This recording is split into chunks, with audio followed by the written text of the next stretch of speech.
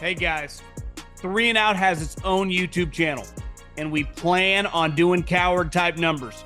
Here's the key. If you're watching this, you like our content, make sure you subscribe. Subscribe to the page, leave a comment, interact with our stuff.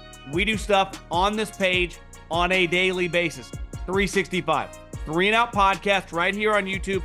Make sure you subscribe right now. Well, it turned out a little closer than I think we all thought it was. The Rams take down the Saints and are now officially, one of the hottest teams in the NFL. They win the game 30-22. We'll dive into that. Kind of some of their playoff hopes. I want to look in and give some flowers to some people on the Rams. Obviously, the coach and the quarterback get a lot of play, but the front office deserves a lot of credit. And let's face it, Sean Payton quit on the Saints. They were in a tough spot. They went with Dennis Allen. And then after a rough year, they doubled down with Derek Carr. And let's face it, it's kind of been a disaster. And then we'll dive around to some other stuff in the NFL. Something I noticed today with the Steelers. Some other thoughts. Aaron Rodgers officially activated to the 53-man roster. I saw some people that covered the NFL that were up in arms. We're going to have to touch on that. And then a couple other little things before we dive into the holiday weekend. But before we talk some football, what I really want to do is tell you about my favorite app in America. And it's the official ticketing app of this podcast, Gametime. Grab your smartphone, grab your iPad, grab wherever you download apps, and download the Gametime app. Christmas is right around the corner. This is the holiday season. You want to do something nice for someone else. You also want to save a little money while you're at it. So if it's a pair of tickets to an NFL game, a pair of tickets to a bowl game, NHL tickets, NBA tickets, you name it, concerts, comedy shows, they have you covered. Just download the Gametime app. And when you do buy any pair of tickets, promo code JOHN, John, John, save $20. If you ever get the opportunity, that stadium looks so awesome at night, SoFi. Honest to God, now I've never been to like Lambeau or Wrigley. I'm not comparing it to the historic, Fenway Park. But of all the newer stadiums, SoFi Stadium is the most miraculous place I've ever been to. It's the modern day Jerry's World. It's better than Jerry's World. I've been there, and I think SoFi is better. If you ever get an opportunity, you want to buy a pair of tickets, whether to a game, a concert, any event there, I'm telling you, do it and use the Gametime app. Download it. Promo code John, save $20. I could make the argument right now that the Rams are currently the second best team in the NFC. Now, it was way earlier in the season. Dallas curb stomped them. So if you're just doing your NFC rankings, the Niners would obviously have to be one. I would put Dallas 2 over the Rams. But let's face it, the Rams are playing just as well as like the Lions, which I got news for you. If you look ahead, I think it's very, very possible that the 3-6 matchup is Rams at the Lions. Matt Stafford, Sean McVay going on the road to play Detroit. And obviously Philly right now is in complete shambles. We'll have to see if they can get it together with kind of their easy schedule down the stretch. But there is no disputing when you watch the Rams, they have a couple things going for them headed into the playoffs. They have a quarterback who's playing at an extremely high level, a guy who's a Super Bowl champion. And when he's on, like he has been for the last, 45 days, is as good as anybody in the NFL. He's making throws these last 3 or 4 weeks like he's 26, 27, 28-year-old Matt Stafford with the Detroit Lions, who, people used to talk shit about because his team didn't win. A lot of it was because he played for the Detroit Lions. Never forget, Aaron Rodgers used to pound the table and was like, I think this guy's one of the best quarterbacks in the league. And obviously the Rams thought that. They acquired him, and it changed their franchise.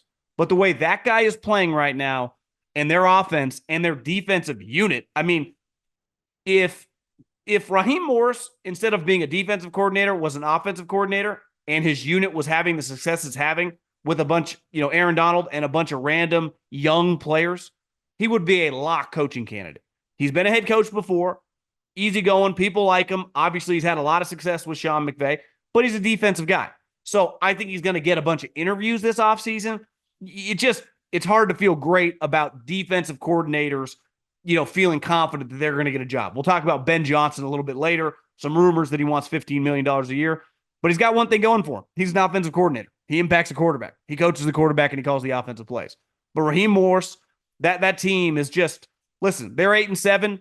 They feel more. If you put them in the NFC South, I mean, that's a 12-13 win team.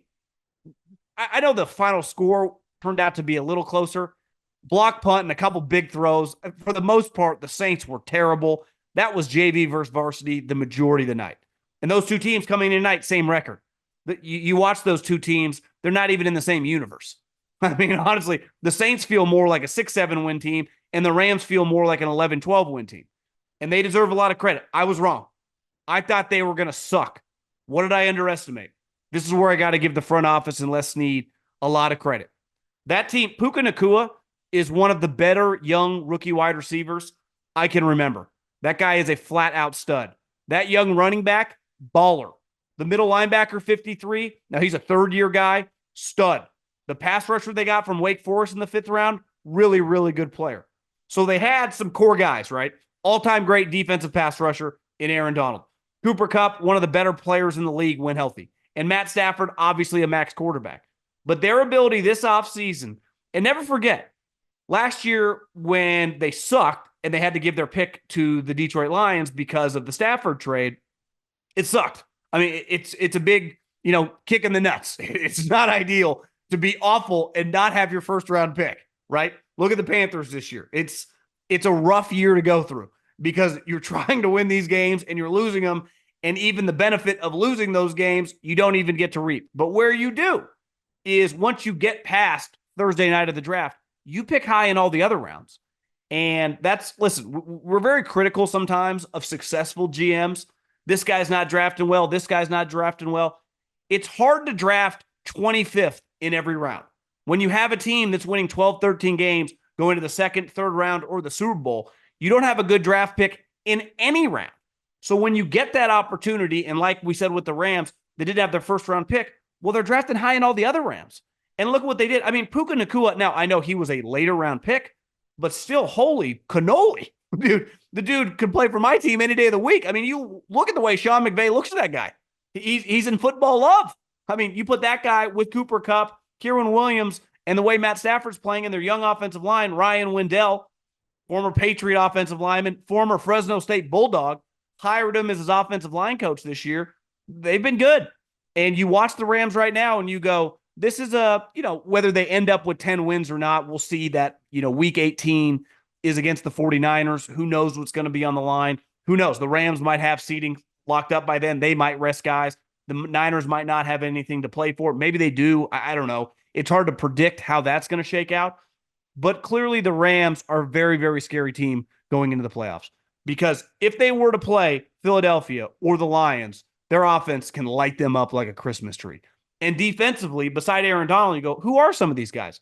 They play really, really well as a unit. And maybe in a year or two, we'll be talking about a couple of those guys as Pro Bowl NFL players. And like I said, Raheem Morris, the front office, anytime you can reset your franchise with young players, a.k.a. cheap labor, to kind of surround some of your star higher price guys, it's a great example. And this is why we are so hard on the Chargers. Coaching matters so much. It was on full display tonight. One guy who has no business being a head coach. He's a good defensive coordinator, shouldn't be a head coach. And another guy who's a flat-out superstar. And clearly the Rams got very lucky that he didn't take Amazon's money a couple years ago because he's a football junkie. And we're better off, as football fans, with Sean McVay coaching because he's a fantastic football coach. And you watch the way his team plays, how explosive they are on offense, how good he is, his concepts of getting guys constantly open, the crossing routes that he runs, getting the ball in the hands of Puka and Cooper Kupp. And obviously, anytime you have a great quarterback, a guy with his talent who can bail you out of shitty plays, and when the plays are there, he's not going to miss them. And I find them very, very enjoyable to watch. I mean, they easily could have beat the Ravens a couple weeks ago. That was where I think, I don't know if I'd been underestimating them, but I definitely hadn't been taking them seriously. And I watched that game start to finish, and I went, holy shit, the Rams are real. And obviously the way they've played these last couple weeks and moving forward, I think they're very scary. And like I said, if I had to make a prediction right now, if you told me the Lions are going to end up at 3 and they're going to end up at 6, That's Monday Night Football. And that's, the wild card weekend, and that sucks for the Lions. Not saying that the Lions can't beat them. I think they're also very similar, but I think a lot of people would bet on McVay and Stafford in that game. Obviously, McVay has a much longer resume than Dan Campbell. It'd be Dan Campbell's first playoff game. The Lions, like, listen, it's hard to quantify, but let's not act like they got a lot of experience. They know what they're doing in these playoff situations. That building would get very tight, in a close game in the second half, or they were down. It's not a place that's used to winning because they don't play in these games. So I got that thing circled coming from a mile away. And I truly, as a football fan, would love for it to break that way, because I think that would be just a fascinating watch. One thing that the NFL truly has is they hit you from every angle. They have a lot of off the field drama, coaches getting fired, guys getting traded, players complaining, players doing stupid shit, but the games matter the most. And the urgency in these games is second to none. And the storylines in that game with the Stafford trade, Goff, McVay, the Lions would just be freaking awesome. And kudos to the Rams for putting themselves in this position. They started really shitty. And like I said, I strictly bet against, like, these young players. Who are these guys? And it's not often that you can get, and they benefit a little bit. The NFC is clearly way down. You look at that, the teams vying for the 6 and 7 seed, let's face it, mainly suck, but it's pretty clear the Rams are by far the best group of those teams. Tampa, New Orleans, Seattle, Green Bay, you just go down the list, Minnesota. So kudos to McVay, kudos to the front office. And let's face it, this is a real organization right now. And to me this year, like, any team, when you're super loaded with star players and you're humming, has a chance, when you're on, has a chance to win the Super Bowl, right? Eagles last year, the Niners in years past, even if you don't win it. Green Bay several years with Aaron Rodgers. But what does it look like when no one's picking you? When everyone thinks you're going to stink? When everyone goes, you're starting a 4th rounder, a 5th rounder, a 6th rounder, a 4th and a 5th rounder from the previous year. Who are these guys? And you coach them up and you develop them. And by the end of the season and the stretch run, they aren't just like starters, they're impact players.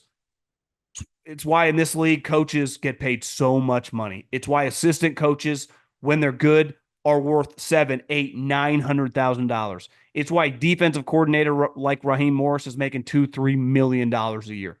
And guys are making that too on the shitty teams. It's why the owners can't wait to get rid of them.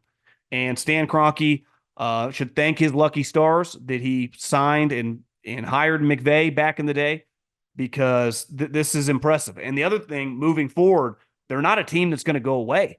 Now they are equipped with young guys, kind of energizes your franchise. Looks like Aaron Donald's having fun out there. Cooper Kupp's having a blast. Like, Matt Stafford, where's he going to go? He might as well just play out the string now on the contract. Maybe this is a real team for the next couple of years. And, that's good for the NFL. NFL fans, it's time to unwrap nonstop football action. This holiday season, throw down on the big matchups with DraftKings Sportsbook, an official sports betting partner of the NFL. This week, new customers can bet just $5 on the NFL and score $150 instantly in bonus bets. Download the DraftKings Sportsbook now with code JOHN, John. New customers can bet $5 on the NFL action to score $150 instantly in bonus bets. Only on DraftKings Sportsbook with code JOHN. The crown is yours. And on the flip side, the Saints were in a tough spot. They really were. Just like, honestly, the Rams would have been if McVay would have gone to Amazon. Anytime you have a star coach and he just taps out, whether to go to TV, whether just to quit and take the year off, you're kind of fucked. And they had some positive momentum. They clearly liked Dennis Allen because he had resurrected their defense. Dennis Allen isn't a head coach. I mean, he's terrible. He really is. Because anytime you're a good defensive coordinator and you're not a good head coach, the moment I make you a head coach, but you keep your defensive coordinator responsibilities, the defense is going to slip, and I'm going to take such a huge step back with my head coach. So it's like, it's a double negative, right? I'm not making any strides forward. And I don't blame him for running it back and giving him a chance to see that if he could right the wrong from last year, but they doubled down on the wrong guy. And Ted Nguyen, who's written for The Athletic, who's, I think, a Raider fan. Listen, I'm not trying to bash Derek. I like him personally. He's a really good guy. He's just not a very good player anymore. And the moment it was like 20-14, and the Rams had the ball. Excuse me, I think it was 20-7, or it was 27-7. I'm getting the score confused. They were up huge. And he tweeted, like, get ready for the Derek Carr hollow stats. And here they came. He threw a touchdown, then they blocked a punt. He threw another touchdown. He got a 2-point conversion. Like, he didn't play that well. He's dumping it down on fourth down. He's throwing it behind the sticks. Like, that just can't happen. And there's a fine balance of being a robot and just playing with instincts. Like on 4th and 7, I don't care if I'm getting pressured. I can't throw it to a crossing route that's essentially my check down, or, a wheel route that is 8 yards behind the sticks. My guy is going to have to become like Barry Sanders, make 3 guys miss and break a tackle to even give me a chance to get the first down. And he's been doing that his entire career. And Dennis Allen on, I think it was like 4th and 5 around midfield toward the end of the half, the Rams chose to play defense even though they won the toss. So they were getting the ball coming out of the second half. Well, under the 2-minute warning, what does Dennis Allen do? He goes for it on 4th and 5. It's like, bro, just try to get to halftime, down a score, take a deep breath. What does he do? He goes for it. They don't get it. The Rams immediately go and score. They get the ball out of half. They drive right down the field. And if it wasn't for Matt Stafford's ball slipping out of his hands, they might have scored. It might have been a 14-point swing. Turned out to be a 10-point swing. And honestly, it felt like the game ended right there. So, I think Dennis Allen is a dead man walking. I think the Saints situation is a disaster. And the Carr contract is a disaster. They gave him, essentially $60 million guaranteed. He's guaranteed $30 million next year. He has a no trade clause, so he's going nowhere. What they're going to do is they're going to fire Dennis Allen. They'll probably try to hire an offensive coach, and hopefully that he can, when I say resurrect Derek, just make him a little bit better than he's been the last couple of years. I think usually when you get into your early mid-30s and you start playing poorly, you see this with Jimmy Garoppolo, you usually don't battle back out. That's kind of who you became. And I think this is kind of who Derek is. He's very average. The problem is they're paying him a decent amount of money. Like, listen, we can be critical of Jared Goff. He has his moments, especially outside. But on the aggregate, throughout the 17 games, he's pretty damn good. And if you build a good enough team around him, you're a lock to win 12-plus games. And that's what the Lions won 9 last year, and they're going to win 12 or 13 this year. Right? So Jared Goff is a good example of a guy making similar money who's just way better than Derek. You watch Derek tonight, the gap, like I said, the gap between McVay and Dennis Allen is the size of the Grand Canyon. You could argue the gap between Matt Stafford and Derek Carr is the same. I know you'll look up and he threw 3 touchdowns. Like, no, he did not play that well. Didn't play that well at all. I've seen Derek play well. What I witnessed tonight is just not a very good player. It's hollow stats. It's hollow touchdowns. They don't actually mean anything. They were never going to win that game. But if you just pull up his box score, it doesn't look nearly as bad as if you just watch the game start to finish. And I think Derek Carr will be one of the main reasons that Dennis Allen's going to lose his job. I see under no circumstances, if the Saints don't win the division, which I don't think they will, that he's back next year. I don't think you can bring him back. Give you a little bit of a pass when the Sean Payton situation happens. You give him a couple years. Pretty clear. He's, a below average head coach. And you have no chance, even in a shitty division. They put it up on Amazon tonight. The division's like 22-34. That's my thing with the Rams. If you put the Rams in the Lions division or you put them in the South, they're getting to 10, 11 wins. So you put the Saints in the easiest division by a mile. I remember coming into the season, the reason I picked the Saints to win pretty easily is because you looked at their schedule. They were playing a bunch of bad quarterbacks, and they're going to struggle to get to 8 wins. Think about that. They play Tampa next week in Tampa. I got news for you. I like Tampa in that spot. And, it's just not a very, very good team. So a little varsity versus JV tonight. One team that just feels like a playoff team that can make some noise. And another team feels like it's just kind of stuck in neutral, going nowhere. And it probably is going to feel changes when the offseason comes. So props to the Rams for, kind of kicking ass and taking names at the right time of year. Okay, let's get into a couple other things. I've talked a lot about Mike Tomlin and the Steelers and the entire situation. But I was looking at it today because I saw a headline. I don't know if the Steelers announced, if it was leaked. I don't exactly know how the news broke. I just saw that Mason Rudolph's going to start and Mitch Trubisky is the backup. And I went immediately because we've talked a lot about Mitch Trubisky, that if you make him your backup quarterback, it's one thing if you make Mitch Trubisky your backup quarterback and your starters like Mahomes or Burrow or one of those situations, and you only have like $1 million or two, and you kind of have to go cheap. I understand it. Like you're kind of limited. The Steelers paid Mitch Trubisky. They gave him a contract extension this offseason. They gave him a signing bonus of $6.9 million. $6.9 million. His salary this year is $8 million. They guaranteed him $8 million. It's one of the highest paid backups in the National Football League. Whoever is in charge of that, if I'm the Rooneys, like, who pounded the table for this guy? And listen, everyone makes mistakes. No, every GM, every head coach, personnel mistakes, it happens. This guy had already been on your team. Like, and I understand the hard part about a backup is for the most part, he doesn't play that much. And if you like the guy, and Mitch is a very likable guy. But from a football standpoint, you paid a guy $8 million to back up a quarterback who was young, who hadn't proven he could stay healthy, he hadn't even proven he was that good. And obviously this year had to play a lot. The moment he started having to play a lot, he gets benched for Mason Rudolph. So to me, if I'm the Rooneys, they're playing the Bengals this week, which, listen, there is absolutely no excuse to not win that game. Jamar Chase is now out.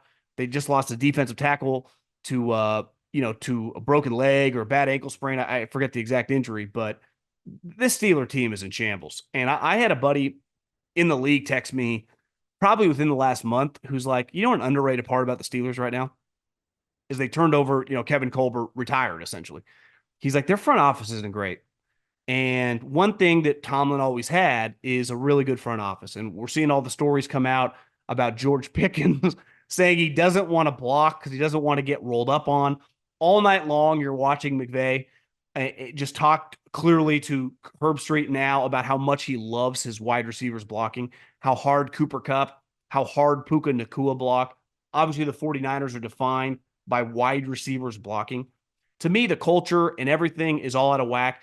And it starts with the cohesion of the front office, the signing of players. Everything's out of whack in Pittsburgh. And I think Mitch Trubisky is just a perfect example of that. Like, who the fuck is signing off on paying him $8 million as an extension when he's already been on the squad? Just a horrific, horrific personnel move. Another story today that the agent shot down. Been rumors out there that Ben Johnson wants $15 million a year, the Lions offensive coordinator. I went and watched his press conference because I'm like, I don't really even know what this guy sounds like or what he looks like. Did a little research, walk-on quarterback at North Carolina, watched his press conference, looks the part, easygoing guy. I mean, I can't really take much from the press conference. He wasn't asked about the money, but he was just asked about his head coaching opportunities.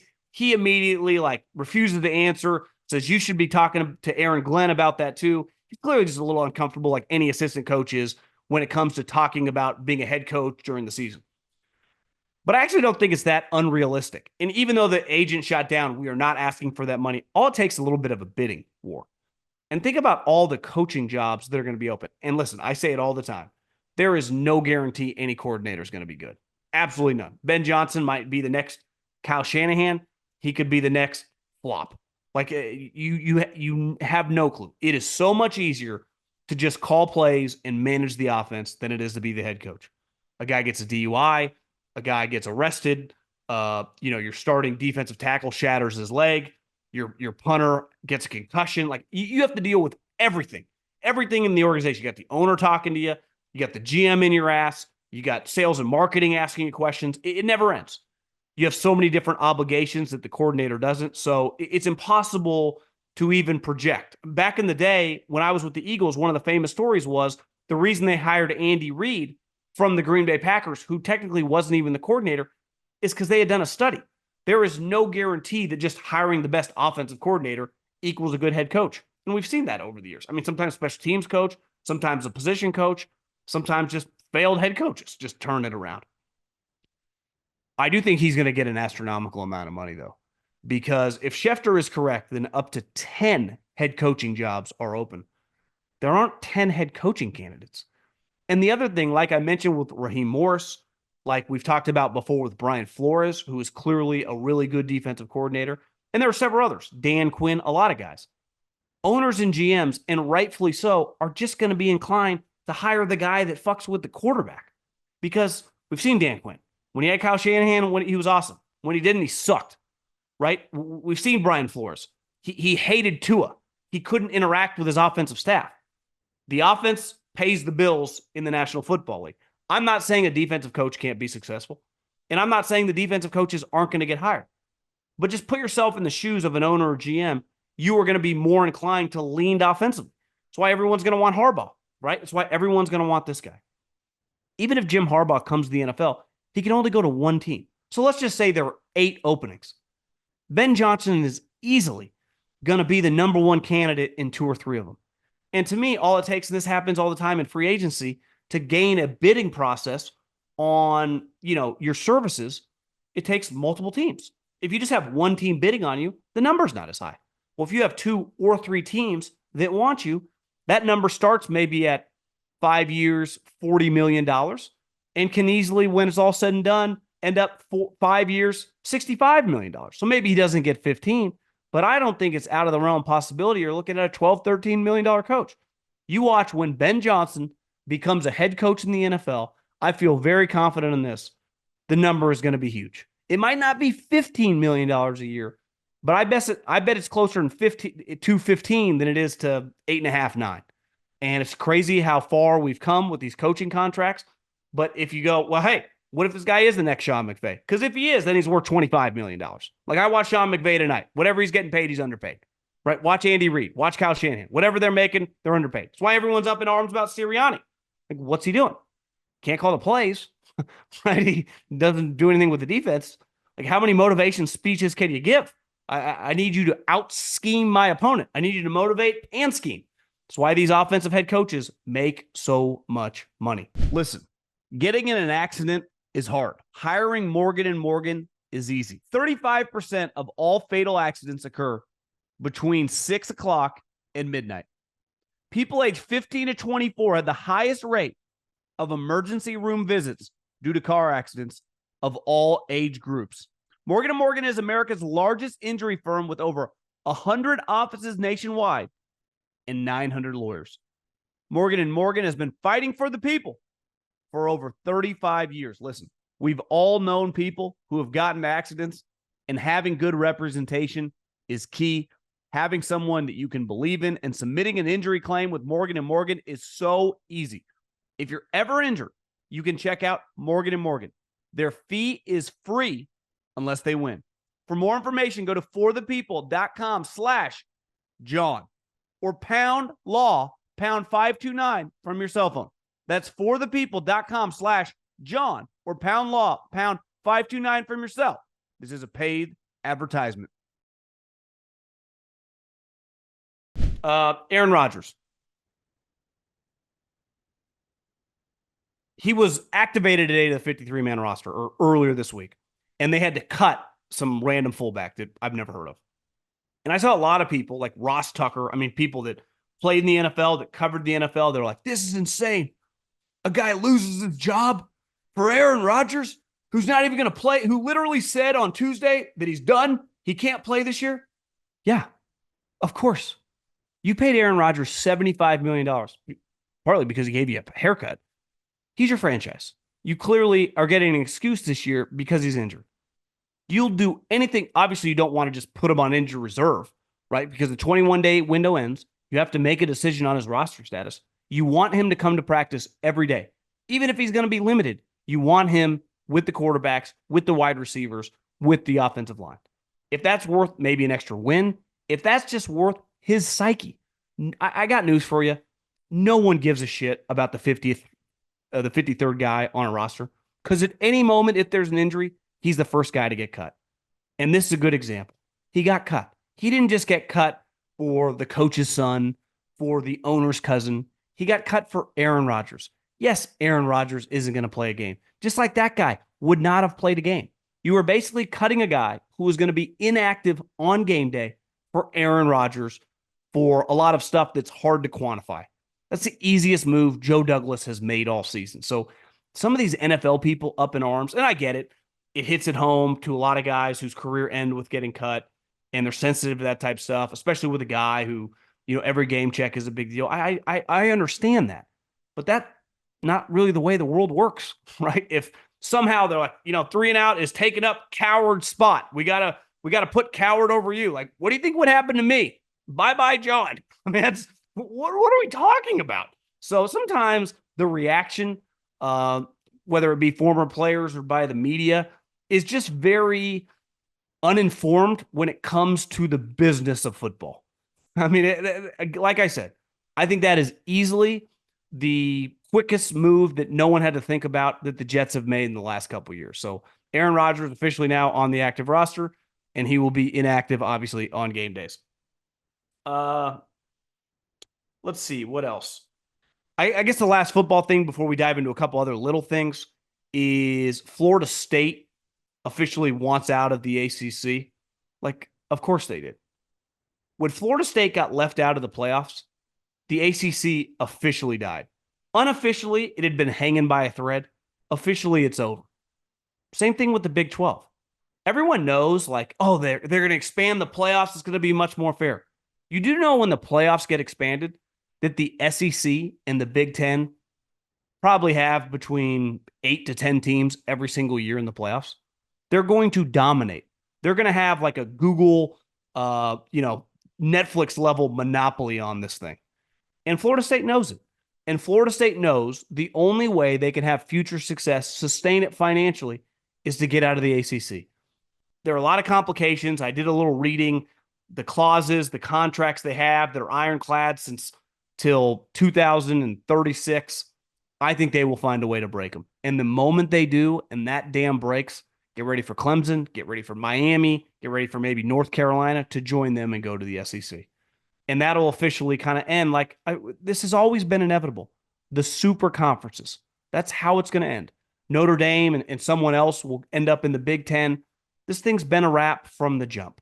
None of these other conferences were going to be able to keep up with the money rolling into these other, to the two big ones. They're going to financially have such a big advantage. They're going to have such a big advantage on the stranglehold of the power of the playoffs. And it's only going to continue to separate. And I know Chip Kelly went on this rant and everyone loved it. I thought it was the stupidest rant ever. Why would Ohio State, Michigan, Alabama, LSU, and Georgia want 64 teams on the main level? They don't want to share the revenue. The NFL is 32 teams, 64 teams. Financially, that doesn't make any sense. The only teams that rate in this country are like Ohio State, Michigan, and whoever they're playing, and some of the main SEC teams, and occasionally, if they're good, like the Oregon, Washington, USCs, and obviously Texas and Oklahoma. Well, they're all playing together now. Why the fuck are they going to want to share it with all these other random teams? Again, I get why he got a lot of credit, and I'm not even trying to take a shot at Chip Kelly. He's just trying to do the right thing. But financially, it makes no sense. To me, there should be about 40 teams in the top conference, and then everyone else. If you want to have 3 tiers, 3, a 40, a 30, and a 30, keep the D1AA and like the Mountain West level conferences, however you want to do it. But the 40, however that shakes out, and it's pretty clear how that's going to shake out. The teams that are already in the Big Ten, the teams that are already in the SEC, Clemson, Florida State, Miami, Notre Dame, add some of those. That's it. That's a wrap. Everyone else is kind of SOL. And it's always been like that, clearly, for the last 3 or 4 years, the moment Oregon and Washington officially jumped ship. But like I said, it officially ended when Florida State was left out. Because if in the same situation, an SEC team or a Big Ten team had the same thing happen with their quarterback, they'd be in the dance. They just would. And I think Florida State knows that, and they've known it for a while, but they got to experience it firsthand. And now they realize the ACC is dead. A couple other quick things. Peacock has a Peacock game only on Saturday night. The Bills-Charger game, only on Peacock. I currently don't have Peacock, but I'll be at my mom's house. She's a Comcast. She still has old school cable. She has Peacock for free, so I'll be able to watch it. And my first reaction was, this is so stupid. This is such a hurdle for the consumer. And the NFL is the most consumer-friendly business. And then I started thinking, I'd be a little bit of a hypocrite because I was the one really supporting Amazon Prime. Though I think Amazon Prime, if I polled every single person listening to this right now, are you an Amazon member? Every single one of you would say yes. And the amount of you that have Amazon Prime and that definitely got it over the last couple of years because of Thursday Night Football would probably be close to 100% if you're listening to this podcast and you're a football guy. And obviously, Amazon Prime brings other stuff to the table. But then I was thinking, like, here's the thing. Is NBC, the way it's currently constructed and set up, going to be around in 10, 20 years? Maybe they know everything's going to be on these streaming services. And I've been saying this forever. Now, I assumed that eventually it'll all be like Amazon has one package, Netflix has another, and it'll kind of be shaken out that way. But maybe the NBC game, which currently is the number one television show in America, in the next television deal in 2031 will just be on Peacock because we all have Peacock. And if we don't all have Peacock, if you want to watch the NFL, you will get Peacock. And that's essentially what they're doing. They're giving you a little dabble. They will have a boatload of people buy the Peacock for the day or for the month or however you can short term. But eventually, like, that game will be there. So my first reaction was actually kind of angry. I was kind of pissed off because I honestly didn't even, I remember reading about this at the beginning of the season, but it kind of slipped my mind. And then I saw Peacock only. I was like, ugh. But listen, this is the future, and the NFL is going to be on the forefront of this. Part of the reason that they didn't go heavily on the streaming services this last time around, because they would have been able to get more money. They were very loyal to their partners. NBC, Fox, CBS. This is going to think how much television has changed in the last 5 years. Think how I was thinking about this the other night. I was like, me and Maria were looking for something to watch. I was flipping around. I was like, because of the writer's strike, there's just no television shows. It's like, I've tried to get her to watch Reacher. She's kind of bored. I'm like, it actually is kind of an overrated show. So we're like flipping around. I'm like, why don't I just turn on the television? I'm just going to all these streaming platforms. I don't think I did that 5 years ago. I had Netflix, but my 5 first clicks weren't Apple, Hulu, Netflix, right? They're all streaming service, Amazon Prime.